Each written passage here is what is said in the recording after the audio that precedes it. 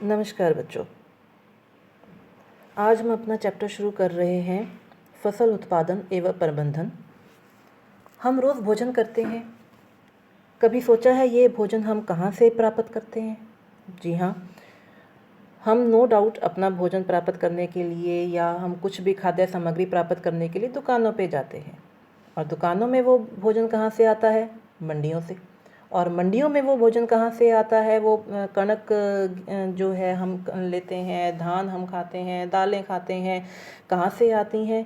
जो किसान हैं वो अपने खेतों में उगी हुई फसल को जब काटते हैं और मंडियों में लेकर आते हैं और फिर वो बाद में मार्केट में सर्कुलेट होती हैं और हम वो भोजन मार्केट में से खरीदते हैं। तो सबसे पहले हमें ये देखना है कि फसल हम किसे कहते हैं। फसल किसे कहा जाता है कि जब एक ही किस्म का कोई भी पौधा जो है, एक ही किस्म के पौधे, यहाँ पे डेफिनेशन लिखी हुई है, जब एक ही किस्म के पौधे किसी स्थान पर बड़े पैमाने पर उगाए जाते हैं तो हम उसे फसल कहते हैं। तो पहला प्रश्न हमारा क्या आता है कि फसल किसे कहते हैं? जब एक ही किस्म के पौधे भूमि के बहुत बड़े क्षेत्र में उगाए जाते हैं उसे हम फसल कहते हैं। और जो फसलें हैं, हम देखते हैं कि खेतों में कभी घूमने का मौका मिले तो ऋतुओं के अनुसार फसलें जो हैं वो भी बदलती रहती हैं। जैसे अगर हम सर्दियों में खेतों में घूमने के लिए जाएं तो वहाँ पे आपको गेहूँ मिलेगी, आपको वहाँ पे सरसों के खेत मिल जाएंगे।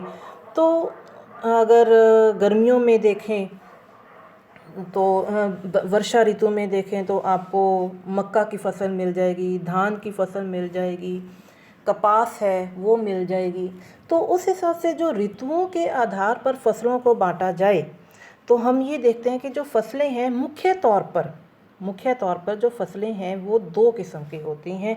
एक होती है खरीफ की फसल और एक होती है रबी की फसल। अब खरीफ फसल क्या है? देखिए, वह फसल जिसे वर्षा ऋतु में बोया जाता है उसे खरीफ फसल कहते हैं, क्योंकि खरीफ फसल को पानी की बहुत ज़्यादा आवश्यकता होती है। पानी बहुत ज़्यादा चाहिए होता है उसको अपने उगने के टाइम में, पीरियड में। तो वह फसल जिन्हें वर्षा ऋतु में बोया जाता है खरीफ फसल कहलाती हैं। तो ये देखिए, वह फसल जिन्हें वर्षा ऋतु में बोया जाता है खरीफ फसल कहलाती हैं। और इनका बुआई कब होती है या इनका जो टाइम पीरियड है वो कहाँ से कहाँ तक है? जून में इनकी बुआई होती है और सितंबर में इनकी कटाई होती है। उदाहरण के तौर पर धान है, मक्का है, सोयाबीन है, मूंगफली है, कपास है, ये सारी फसलें क्या हैं? खरीफ की फसलें हैं। वर्षा ऋतु में उगाई जाती हैं क्योंकि वर्षा ऋतु में काफ़ी अच्छी बरसात, मानसून आता है तो वर्षा की इनकी जो पानी की डिमांड है वो वहाँ से पूरी हो जाती है। और दूसरी किस्म की फसल जो है वो हमारे पास क्या आती है? रबी की फसल। अब रबी की फसल को शीत ऋतु की फसल भी कहा जाता है। अक्टूबर में इनकी बुआई होती है, मार्च में इनकी कटाई हो जाती है। मार्च में ये फसलें जो हैं वो पक के तैयार हो जाती हैं। इसकी बहुत बड़ी एग्जांपल आपके पास है, गेहूं है, चना है, मटर है, सरसों है, अलसी है। ये सारी फसलें हम रबी की फसलों में आती हैं। लेकिन कुछ फसलें ऐसी भी हैं जिन्हें हम ग्रीष्म ऋतु की फसलें भी कहते हैं। और वो फसलें, उन फसलों को नाम क्या दिया जाता है? जायद की फसलें। जितनी भी हमारी सब्जियां हैं, तोरी, करेला, खरबूजा, तरबूज, ये जो सारी फसलें हैं, घिया, लौकी, ये सारी फसलें हमारी किस में उगाई जाती हैं? ग्रीष्म ऋतु में उगाई जाती हैं। इनके लिए कोई ज़्यादा लंबा टाइम पीरियड नहीं चाहिए होता है। इस तरह की जो फसलें होती हैं हम उनको क्या नाम देते हैं? वो होती हैं जायद की फसलें। तो तीसरी फसल कौन सी है? जायद फसल। एक तो आपके पास कौन सी आती है? खरीफ की फसल, एक है रबी की फसल और एक कौन सी है? जायद की फसल। अब फसल उगाने के लिए किसान को अपने खेतों में बहुत ज़्यादा मेहनत करनी पड़ती है। उसे सबसे पहले मिट्टी को तैयार करना है, फिर उसमें उसने बीज डालना है, खाद डालनी है, उर्वरक डालनी है, सिंचाई करनी है, फिर उन बढ़ते हुए पौधों की देखभाल करनी है, उन्हें बाकी जंगली जानवरों से या इधर उधर से घूमते हुए जानवरों से बचा कर रखना है। तो ये जो सारी चीज़ें हैं ये किस में आती हैं? फसल पद्धतियों में आती हैं। तो फसल पद्धतियाँ क्या होता है कि जब फसल उगाने के लिए किसान को जितने भी एक्टिविटीज़ करनी पड़ती हैं, जितने भी क्रियाकलाप करने पड़ते हैं, उनको हम क्या कहते हैं? कृषि पद्धतियाँ या फसल पद्धतियाँ। फसल उगाने के लिए किसान को अनेक क्रियाकलाप करने पड़ते हैं। यहाँ पे लिखा हुआ है फसल उगाने के लिए किसान को अनेक क्रियाकलाप करने पड़ते हैं। तो इन सभी क्रियाकलापों को हम क्या कहते हैं? ये सभी क्रियाकलाप क्या कहलाएंगे? कृषि पद्धतियाँ कहलाएंगे। और कृषि पद्धतियाँ कौन कौन सी हैं? ये देखिए, सबसे पहले तो हमारे पास आती है मिट्टी को तैयार करना। सबसे पहले क्या है? मिट्टी को तैयार करना। किसान मिट्टी को कैसे तैयार करता है? किसान मिट्टी को तैयार करने के लिए उसमें हल चलाता है। फिर हल क्यों चलाता है? क्योंकि जो मिट्टी है उसको पोला करना है। और पोला करने के फ़ायदे भी बहुत हैं। जैसे जब हल चलाया जाता है, मिट्टी को पोला किया जाता है, तो जो मिट्टी में मौजूद सूक्ष्म जीव होते हैं वो सांस ले सकते हैं। सबसे बड़ी बात ये भी आती है कि जब मिट्टी को पोला किया जाता है, जब उसमें हल चलाया जाता है, तो जो मिट्टी के बड़े बड़े ढेले होते हैं वो टूटते हैं। नीचे वाली मिट्टी थोड़ी ऊपर आ जाती है, ऊपर वाली मिट्टी नीचे हो जाती है। मीन्स मिट्टी का उथल पुथल भी होता है, मिट्टी का पलटना, उलट पलट जो है मिट्टी की ऊपर वाली परतों का नीचे वाली परतों के साथ उलट पुलट भी होता है। तो ये भी सबसे बड़ा फ़ायदा होता है इसका हल चलाने का। क्यों? अब इसमें फ़ायदा क्या है? देखिए, जब पौधा उगाया जाता है, नो डाउट जब पौधा जब हम उगाते हैं तो वो उसकी जड़ें एक सरफेस में से अपना खनिज पदार्थ या भोजन जो भी उसको खाद्य सामग्री चाहिए वो उसमें से सोखती रहती हैं। पौधे की जड़ें एक पर्टिकुलर लेयर में से सोखती रहती हैं। तो नीचे वाली लेयर में जो खनिज पदार्थ है वो तो एज इट इज़ ही पड़े हैं, लेकिन ऊपर वाली लेयर में जो खनिज पदार्थ है वो तो जड़ों ने सोख लिए। अब हल चलाने से क्या होगा? जो नीचे वाली परत है वो ऊपर आ जाएगी और ऊपर वाली परत जो है मिट्टी की वो नीचे चली जाएगी। इसका मतलब अब जो ऊपर आ गई है हल चलाने के बाद, अब वो जो मिट्टी ऊपर आ गई है उस मिट्टी में अभी खनिज पदार्थ हैं और वो जो मिट्टी है उसमें से पौधे की जड़ें आसानी से खनिज पदार्थों को सोख सकती हैं। और जो मिट्टी ऊपर वाले पहले थी अब वो नीचे चली गई है। नीचे जाने के बाद अब धीरे धीरे धीरे धीरे वो अपने जो उसमें कमी आई थी वो उसको पूरा करती रहेगी। फिर उसके बाद जो मिट्टी में जो जड़ें हैं वो नीचे जाती हैं। अब सख्त मिट्टी होगी तो जड़ों को नीचे जाने में दिक्कत भी आएगी, उसको कठिनाई आएगी। और फिर क्योंकि जड़ों ने भी तो सांस लेनी है, श्वसन करना है, तो उस श्वसन करने में भी उसको प्रॉब्लम आएगी। तो मिट्टी पोली होगी तो आसानी से वो नीचे भी चली जाएगी और आसानी से वो श्वसन भी कर लेगी, खुद भी हेल्दी रहेगी और पौधे को भी हेल्दी रखेगी। ये तो है मिट्टी तैयार करने का फ़ायदा। फिर उसके बाद अगला जो प्रोसेस है वो क्या आता है? बुआई करना। बुआई किससे? बीजों की बुआई करनी है। अब जो किसान है वो बीजों की बुआई करता है। बीज किसान के लिए सबसे ज़्यादा अहमियत रखने वाली चीज़ है। क्यों? क्योंकि अगर बीज स्वस्थ होगा तो ही उसमें से स्वस्थ पौधा उगेगा। अगर बीज ही खराब होगा तो पौधा कैसे अच्छा होगा?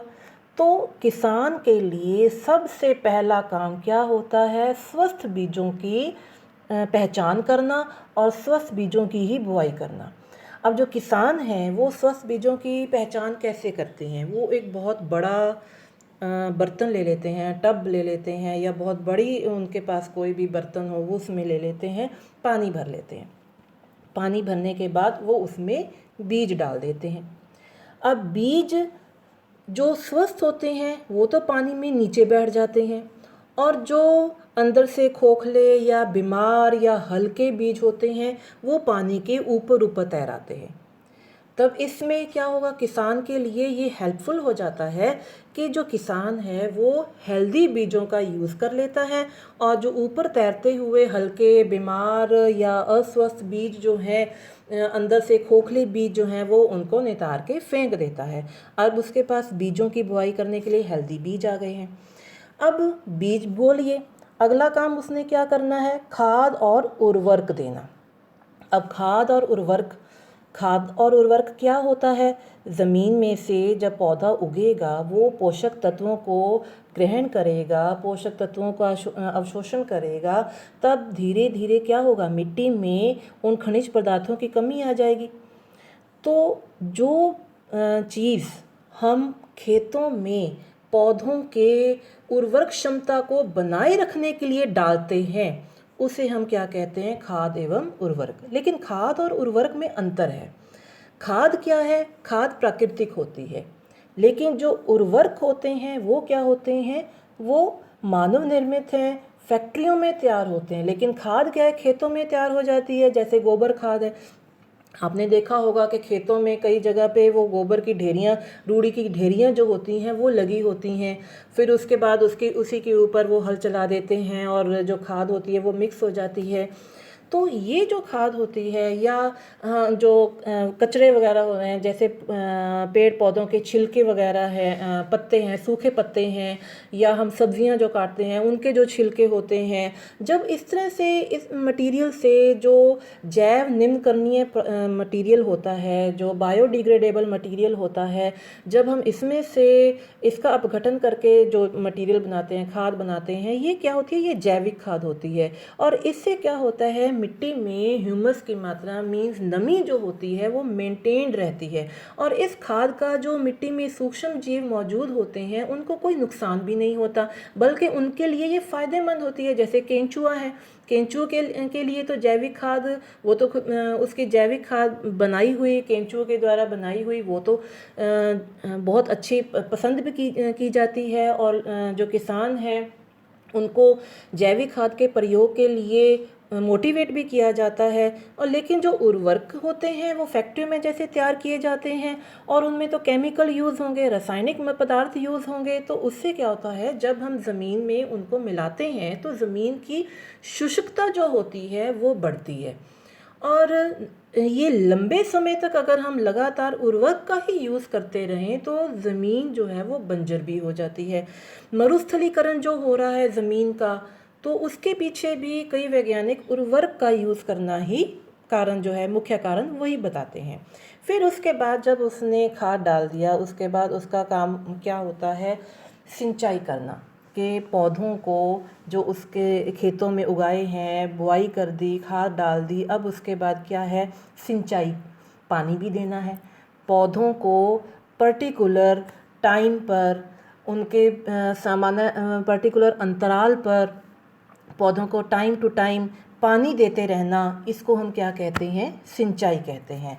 फिर उसके बाद कई बार हम ये भी देखते हैं कि खरपतवार क्या होता है कि पौधों के साथ जो फसल हमने उगाई है, मान लो आपने सरसों उगा ली, तो सरसों के खेत में अगर आपको बीच में कोई और पौधे उगाए हुए, जैसे बथुआ उग जाता है, या कोई और चारे के कोई पौधे हैं वो उग जाते हैं, तो जो अवांछित पौधे होते हैं, पौधों जो फसल हमने उगाई है उस खेत में जो हमने नहीं उगाई, अवांछित पौधे हो गए, उसको हम क्या कहते हैं, खरपतवार कहते हैं।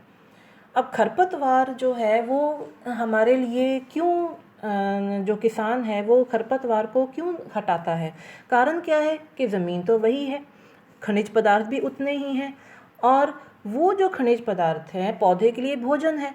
अब वही भोजन अगर अवांछित पौधे ले जाएंगे तो जिनको पौधों को हमने उगाया है उनके लिए उन भोजन पदार्थों की कमी आ जाएगी।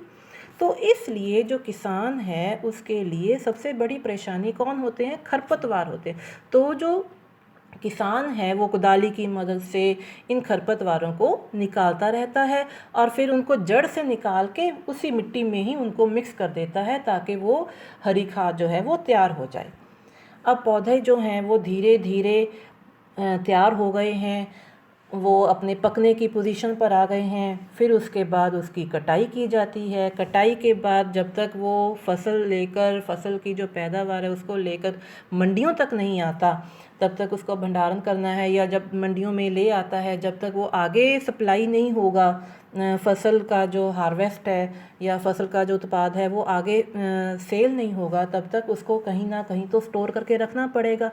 इस चीज़ को हम क्या कहते हैं? भंडारण।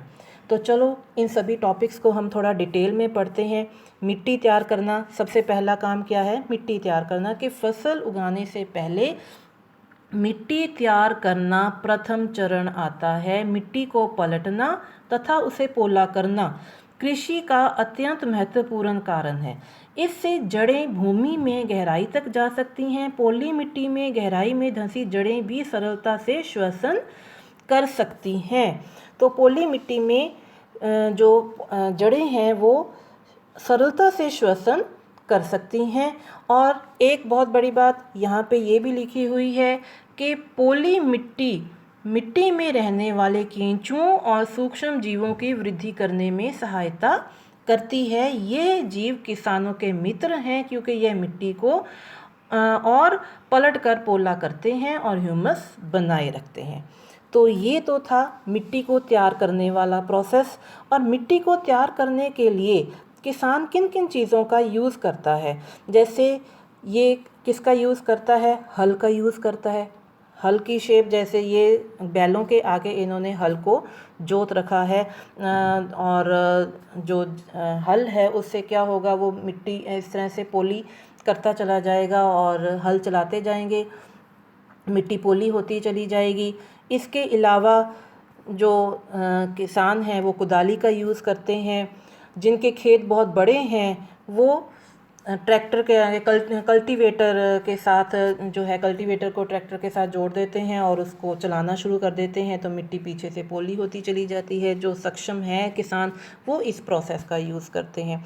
फिर उसके बाद अगला प्रोसेस हमारा क्या आता है? बुआई करना।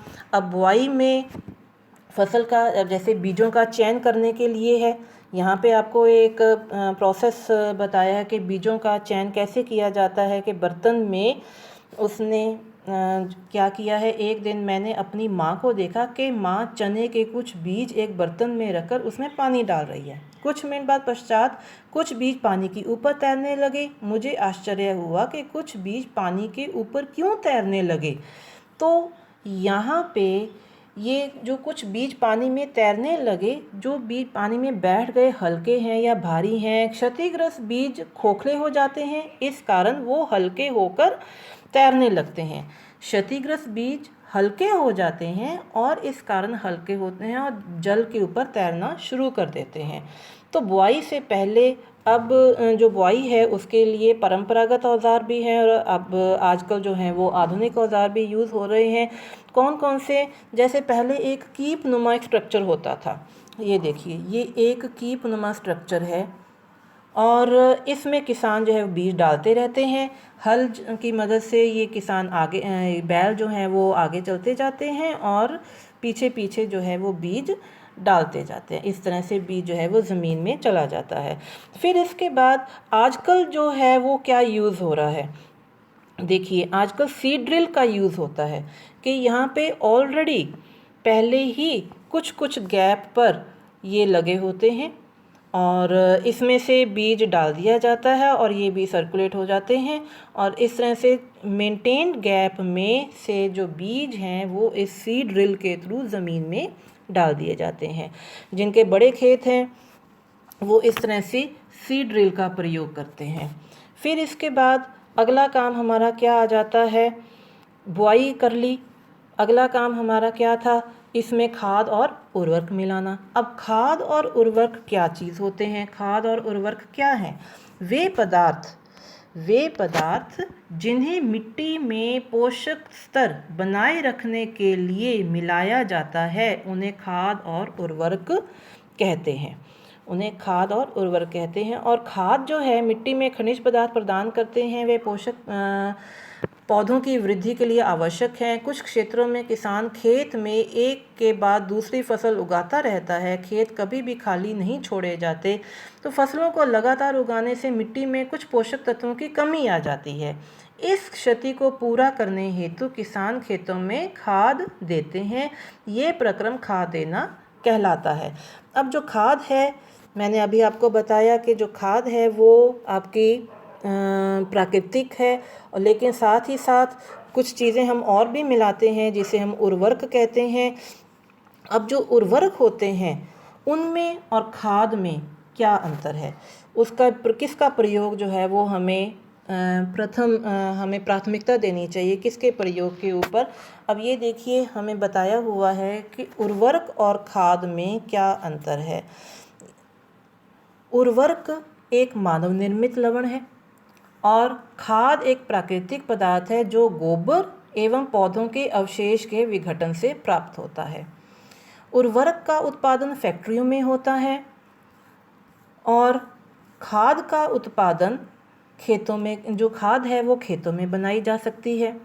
फिर उर्वरक की मिट्टी को ह्यूमस प्राप्त नहीं होती और खाद से मिट्टी को ह्यूमस की प्रचुर मात्रा में प्राप्त होती है।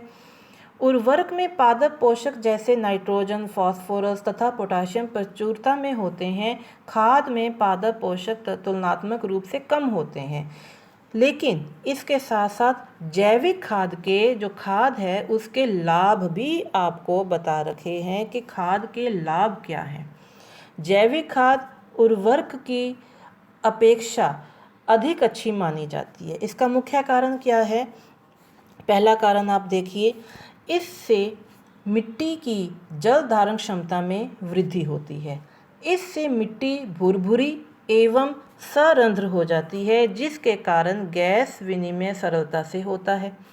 तीसरा, इससे मित्र जीवाणुओं की संख्या में वृद्धि हो जाती है। इस जैविक खाद से मिट्टी का गठन सुधर जाता है। अब इसके बाद खाद हमने डाल ली, उर्वरक और खाद में हमने अंतर भी देख लिया और खाद के हमने लाभ भी देख लिए। इसके बाद आगे काम क्या आता है हमारा? सिंचाई का। अब सिंचाई कहते किसको हैं? सिंचाई किसे कहते हैं? जब निश्चित अंतराल पर खेत में जल देना सिंचाई कहलाता है। देखिए, निश्चित अंतराल पर खेत में जल देना सिंचाई कहलाता है। सिंचाई का समय एवं बारंबारता फसलों एवं ऋतुओं में भिन्न भिन्न हो सकता है। जैसे गर्मियों में ज़्यादा पानी की आवश्यकता होती है तो सिंचाई ज़्यादा करनी पड़ेगी। सर्दियों में पानी की आवश्यकता कम होती है तो सिंचाई कम करनी पड़ेगी। वर्षा अगर हो जाती है टाइम पर तो हमें सिंचाई की इतनी ज़्यादा ज़रूरत नहीं पड़ती है। तो सिंचाई के स्रोत क्या क्या हैं? सिंचाई के स्रोत क्या हैं? कुआं है, जलकूप है, तालाब, झील, नदियाँ, बांध एवं नहर इत्यादि जल के स्रोत हैं। फिर उसके बाद अब जैसे ये मोट है, ये ढेकली है, ये परंपरागत तरीके हैं अपने सिंचाई करने के। ये चेन पंप लगी हुई है। ये आपका रहट है जिसमें जो कि बैल है वो एक गोल गोल घूमता जाता है और पीछे से ये इस तरह से ये पानी से भरे हुए जो बर्तन हैं वो एक कुएं में से बाहर निकलते रहते हैं। तो बैल जो है वो इस तरह से घूमता रहता है। तो ये जो चीज़ें हैं ये परंपरागत तरीके हैं सिंचाई करने के। लेकिन कुछ सिंचाई के आधुनिक विधियां भी आ गई हैं। आधुनिक विधियों में कौन सी चीज़ें? दो विधियां हैं मेन, तो ये छिड़काव तंत्र और एक ड्रिप तंत्र। अब छिड़काव तंत्र क्या है? देखिए, खेतों में क्या होता है, इस तरह से पाइपों का जाल बिछा देते हैं। ये सबसे पहले तो मैं ये बता दूं कि इस छिड़काव तंत्र का उपयोग किस तरह की भूमि में किया जाता है। असमतल भूमि जो होती है, जिसमें हर जो जगह है वो लेवल पर नहीं है, छोटे छोटे पहाड़ियाँ भी बीच बीच में आती जाती हैं। तो क्योंकि जो ज़मीन है वो बिल्कुल लेवल पर ना होकर बीच में कहीं पे ऊंचाई कहीं पे कैसे, तो इस तरह की जो असमतल भूमि होती है इसमें छिड़काव तंत्र का उपयोग ज़्यादा किया जाता है। इसमें क्या होता है, ये देखिए, जैसे आपने देखा कि खेतों में क्या है, इस तरह से पाइपों का जाल बिछा दिया। ये सारी पाइपें बिछा दी इन्होंने। फिर इसके बाद इन पाइपों को ऊपर उठाकर, थोड़ा सा ऊपर उठाकर ऊपर नोज़ल जो है वो लगा दी। अब जो नोज़ल होती है वो गोल गोल गोल गोल घूमती जाती है। अब जो नोज़ल गोल गोल घूमती है तो उसमें से जब पानी की सप्लाई होती है तो पानी जो है वो दूर दूर तक इस तरह से गोल गोल की शेप में बिखरता है, जैसे बरसात हो रही है। तो ये तो है आपका छिड़काव तंत्र। इससे पानी की बचत बहुत होती है। और असमतल भूमि में अगर हमने सिंचाई करनी है तो ये बहुत ही ज़्यादा उपयोगी तरीका है। दूसरा है ड्रिप तंत्र। ये जो ड्रिप तंत्र है ये हम किन पौधों के लिए यूज़ करते हैं, जैसे जो फलों वाले पेड़ पौधे हैं हम उनमें इस विधि का प्रयोग करते हैं। इसमें क्या होता है, इस विधि में बूंद बूंद करके, इस विधि में क्या होता है कि जो जल है वो बूंद बूंद करके सीधे पानी की जड़ों में गिरता है। ड्रिप तंत्र में सीधे पानी की जड़ों में गिरता जाता है। कैसे, चित्र में दिखाती हूँ मैं आपको। ये देखिए, यहाँ पे पाइपों का जाल बिछा दिया। ये सारा क्या है, पाइपों का सारा जाल बिछा हुआ है। और इस तरह से जो पेड़ पौधे हैं, जो पाइपें हैं, जगह जगह पे क्या होता है, इन पाइपों में जगह जगह पे छोटे छोटे छेद बना दिए जाते हैं। तो जो छेद हैं वो इस हिसाब से होते हैं कि पौधे की जड़ के बिल्कुल पास में होते हैं और उसमें से पानी की एक एक बूंद जो है वो पौधे की जड़ में सप्लाई हो जाता है। तो इस एक तो ये भी है कि बिल्कुल पानी जो है वेस्ट बिल्कुल भी नहीं होता, और पौधे के जहाँ पे उसको चाहिए होता है, जड़ होती है, उसी को ही पानी मिलता है। आसपास के एरिए को जहाँ पे हमने कोई पौधा नहीं है, उगा नहीं हुआ है, तो पानी की वेस्टेज जो है वो बहुत कम होती है। और ये उन जगहों पर ज़्यादा कामयाब है जहाँ पे पानी की बहुत ज़्यादा कमी है। फिर इसके बाद आपका जो है अगला काम क्या आता है, खरपतवार से सुरक्षा। अब खरपतवार हमने जैसे पहले मैंने आपको बता ही दिया कि खरपतवार किसे कहते हैं, जब पौधे के साथ खेत में कई अवांछित पौधे उगा दिए जाते हैं, उन फसल के साथ उग जाते हैं, सॉरी उगा दिए जाते मैं बोल गई। तो खेत में कई अन्य अवांछित पौधे प्राकृतिक रूप से फसल के साथ उग जाते हैं। इन अवांछित पौधों को हम क्या कहते हैं, खरपतवार। खेत में कई अन्य अवांछित पौधे प्राकृतिक रूप से फसल के साथ उग जाते हैं, इन अवांछित पौधों को खरपतवार कहते हैं। और खरपतवार हटाने को हम क्या कहते हैं, निराई कहते हैं। और निराई कई किसान तो हाथों से ही कर देते हैं, और जो कुछ लोग हैं वो खरपतवार नाशी का भी प्रयोग करते हैं।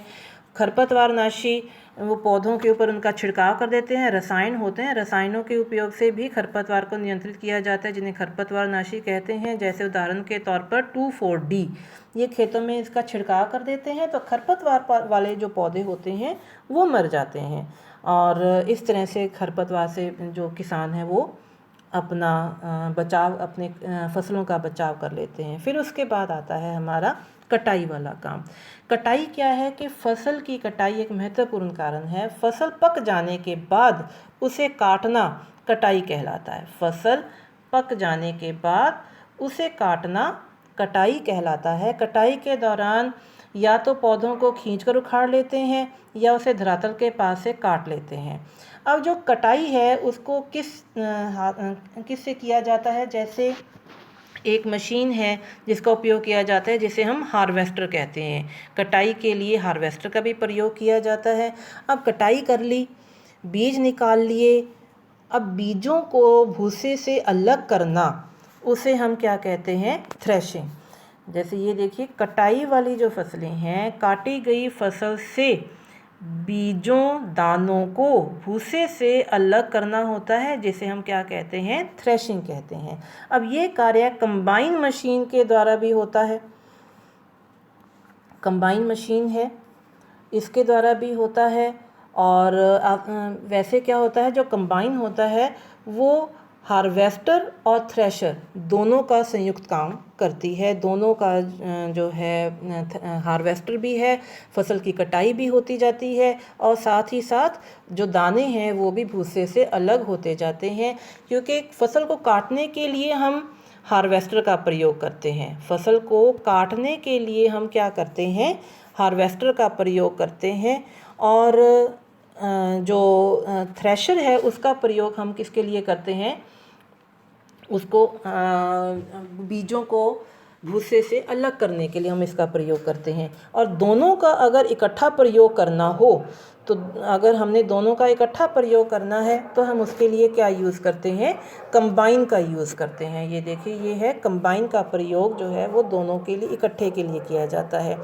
लेकिन अगर छोटे खेत वाले जो किसान हैं वो अनाज के दानों को फटक कर अलग कर लेते हैं, फिर उसके बाद पंखा वगैरह चलाकर उसको भूसे से अलग कर लेते हैं। ये तो है छोटे किसानों का काम। फिर उसके बाद आपके पास आ जाता है फसल कटाई हो गई है खेतों में, उसकी पूरी तरह से जो खेत हैं वो पूरे काट लिए गए हैं, हार्वेस्ट हो चुके हैं। अब इसके बाद जो दाने अलग हो चुके हैं उनको स्टोर भी तो करना है। ये उत्पादन का एक महत्वपूर्ण कार्य है। यदि फसल के दानों को अधिक समय तक रखना हो तो उन्हें नमी, कीट, चूहों और सूक्ष्म जीवों से सुरक्षित रखना होता है। ताज़ा फसल में नमी की मात्रा अधिक होती है। यदि फसल के दानों को सुखाए बिना भंडारित कर दिया जाए तो उन्हें खराब हो सकते हैं। तो भंडारण से पहले बीजों को धूप में सुखाना ज़रूरी होता है। इससे उनके कीट पीड़कों, जीवाणु और कवक से सुरक्षा हो जाती है। किसान अपनी फसल उत्पाद का भंडारण जूट के बोरों, धातु के बड़े पात्र में करते हैं, परंतु बीज का बड़े पैमाने पर भंडारण साइलो और भंडार गृह में किया जाता है। ये सबसे इम्पोर्टेंट लाइन है कि बीजों का बड़े पैमाने पर भंडारण साइलो भी किसको कहते हैं, भंडार गृह को ही कहा जाता है, और भंडार गृहों में किया जाता है, जिससे उनको हम नमी से या हम कीटों से, चूहों से बचा कर रख सकते हैं। जैसे ये देखो, ये आपके सामने भंडार गृह दिखाई हुए हैं। तो इस तरह भंडार गृहों में इनका प्रयोग जो है वो किया जाता है। अब ये जो है अनाज भंडारण है, तो ये साइलो की आपको दिखा रखे हैं, ये साइलो की फ़ोटो है और ये भंडार गृहों की फ़ोटो है। अब इसके साथ साथ हमने ये जो पौधों से भोजन प्राप्त होता है उसके लिए तो हमने सारा पढ़ लिया। अब भोजन हमें जंतुओं से भी तो प्राप्त होता है। जंतुओं से कौन कौन सा भोजन, जैसे दूध है, अंडे हैं, मांस है, मछली है, तो ये भी तो भोजन का ही एक घटक है, भोजन का ही हिस्सा है। तो जब जैसे हमने पौधों से जो भोजन प्राप्त करते हैं तो फसलों को हम उगाते हैं, उन्हें खाद देते हैं, सिंचाई करते हैं, उनकी देखभाल करते हैं, कीटनाशकों का प्रयोग करते हैं, खरपतवारनाशी का प्रयोग करते हैं, उनको संभाल कर रखते हैं।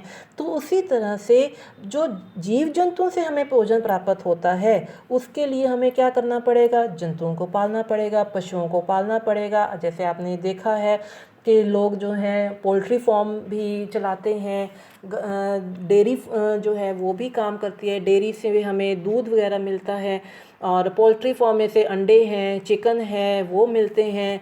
कई लोग आपने देखे होंगे बाड़े बनाकर उनको बकरियां जो हैं वो पालते हैं, और कुछ लोग जो हैं मधुमक्खियां भी पालते हैं, कुछ लोग मछलियां पालते हैं। तो ये जो सारा है भोजन प्राप्त करने के लिए, जब हम पशुओं को भी पालते हैं, उनकी भी देखभाल करते हैं, उनके भी आवास का ध्यान रखते हैं, तो इस चीज़ को हम क्या कहते हैं, पशुपालन का नाम देते हैं। तो यहाँ पे है, घरों में अथवा फार्म पर पालने वाले पालतू पशुओं को उचित भोजन, आवास एवं देखभाल की आवश्यकता होती है। जब यह बड़े पैमाने पर किया जाता है तो उसे हम पशुपालन कहते हैं। तो ये था हमारा चैप्टर के फसल उत्पादन, और इस चैप्टर में हमने काफ़ी कुछ पढ़ा है कि जो पौधे हैं वो कैसे उगाए जाते हैं और उनको कैसे उनकी देखभाल की जाती है, बीज बोने से लेकर मंडी तक फसल आने की क्या क्या प्रक्रिया है। तो इसके ये चैप्टर आपने सुना और इसको आपने समझा भी।